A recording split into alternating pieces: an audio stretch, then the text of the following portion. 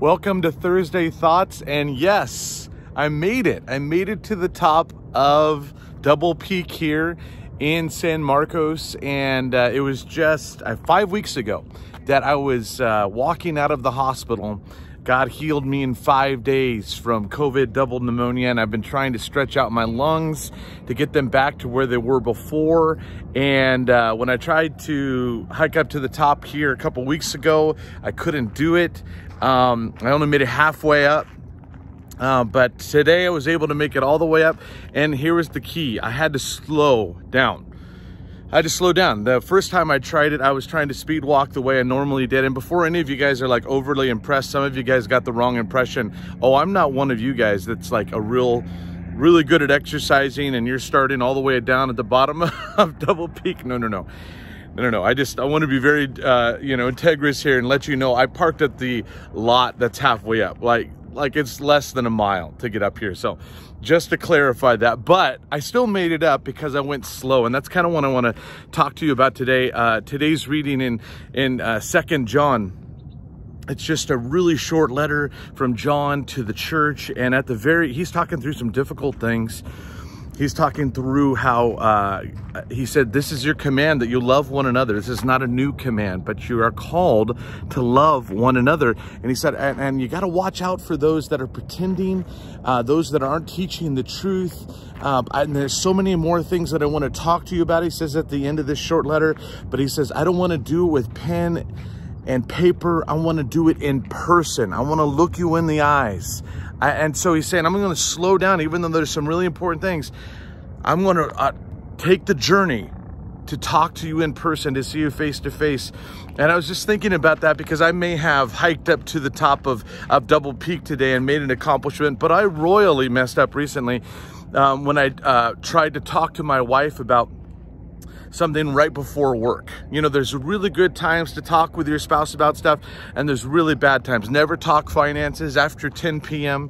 And don't try and work through stuff right before you or your spouse is about to go to work, because you got to get your game face on, right? It's kind of really important to choose the times when you're going to talk through stuff, especially if it's something that you haven't even figured out where you stand on it, and the boys have started school again, and so we're trying to find our new rhythm. I don't know if any of you guys can relate with that. We're trying to find our new rhythm in terms of, hey, processing through stuff, what's going on, your work, what's going on at my work. And so I made the really bad mistake of calling her up and trying to talk through something that we hadn't had time to talk through. And we're both kind of coming at it from a different point of view. And I was not successful in terms of communicating. She was not hearing my heart. I wasn't hearing her heart. After I hung up, I had to text her and go, I am so sorry. I'm so sorry for trying to talk through this important thing that we want to be able to stand on in unity together, but trying to talk through it before you're going into work. That was really foolish of me. You know, they say lots of studies out about how most of communication is nonverbal.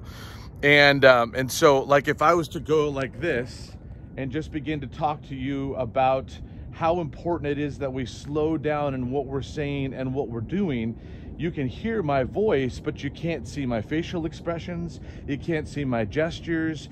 You can hear the tone of my voice, but even research is saying so much of the tone of voice is determined by people will take it the right way if they actually see the matching facial expressions and gestures. And so just by slowing down, just by doing what the Apostle John said, you know what, there's a whole lot more that I want to cover, but I'm going to slow down. I told Cindy in the text, I'm sorry, I should have waited until you and I were both done with our work and we had some time to be able to talk through this. That was on me. And I think right now there's so much tension. We live in right now in where there's divisions in the home, there's divisions in the church, there's divisions in our city, there's divisions in our country. And of course, if we want to just preserve the relationships that we have, if we want to strengthen them, whether it's your spouse, your kids, the people at your church, your co-workers, your friends, what John decided to do at the end of 2 John, I think you and I, it's going to save us a whole lot of heartache if we will just slow down. I made it up this hill It took me twice as long, but I made it to the top, and now I've got perspective, right? I can see everything, and I didn't run out of breath. What you and I need is perspective, and sometimes that simple rule of just saying, hey, you know what? Instead of doing this over text, instead of doing this through email, because so much is lost in translation, instead of posting something online through passive communication, can I take you out for coffee? Yeah, it's something important that we have to work through. Maybe we don't see eye to eye on something with a friend or a family member or a coworker. But if you really love the person, as John says, our command is to love one another, then it's worth slowing down for. It's worth taking time for. And again, I just close with this in James, where he says, be quick to listen, slow to speak, and slow to get angry. Normally I reverse that. I like going fast. I like talking fast. I am normally slow to listen, quick to speak, and quick to get angry. And God is saying, hey, there is so much distraction, so much division. One simple thing that you and I can do is just slow down in our communication. If you're like me and you tend to process verbally and just out loud, sometimes you can be rolling right over people and you don't even realize that. And so I'm just sharing with you something that the Holy Spirit's convicted me about this morning. And I feel like it's going to preserve and save some of your relationships as well. And even though it's easy to do a quick retort, even though it's easy to say, no, I need to process through this now. Slow down, drop the digital, get the actual, look them in the face after you've prayed through it. And then even if you walk away and you're not seeing eye to eye, at least you're seeing heart to heart.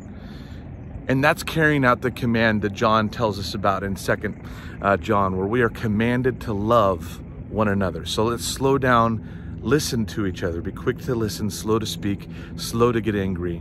That's how we truly show each other that we love each other. Praying for you, praying for your relationships. God bless.